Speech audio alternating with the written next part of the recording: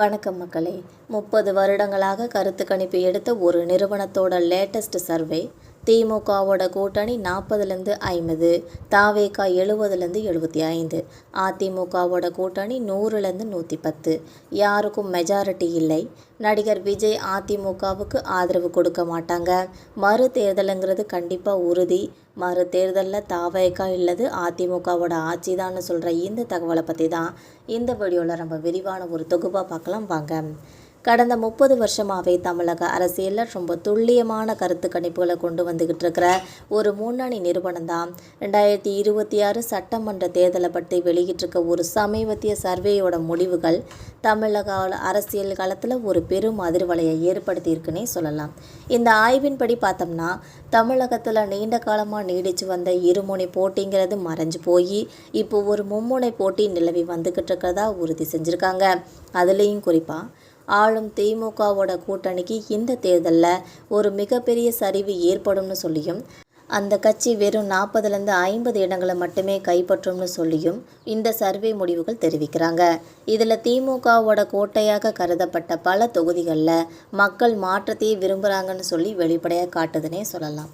இன்னொரு பக்கம் எடப்பாடி பழனிசாமி அவர்களோட தலைமையிலான அதிமுக கூட்டணி 100லேருந்து 110 இடங்களை கைப்பற்றி ஒரு தனிப்பெரும் கூட்டணியாக உருவெடுக்கும்னு சொல்லி இந்த கருத்து கணிப்பு தெரிவிக்கிறாங்க. அதே சமயம் தன்னோட முதல் தேர்தலிலேயே அதிரடி காட்ட நடிகை விஜய் தலைமையிலான தமிழக வெற்றி கழகம் 70லேருந்து 75 இடங்களை பிடிச்சி தமிழக அரசியலோட ஒரு கிங் மேக்கராக மாறுவாங்கன்னு சொல்லியும் கணிக்கப்பட்டிருக்கு.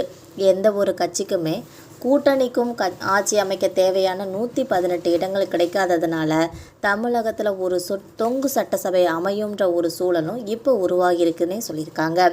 1952க்கு அப்புறமா தமிழகம் சந்திக்க போகிற ஒரு முக்கியமான அரசியல் நெருக்கடியாக இது பார்க்கப்படுதுன்னே சொல்கிறாங்க. இந்த கணிப்பில் இருக்கிற ரொம்ப முக்கியமான அம்சம் என்னென்னா தேர்தல் முடிவுகளுக்கு அப்புறமா நிலவ போகிற ஒரு அரசியல் இழுபறி தான்.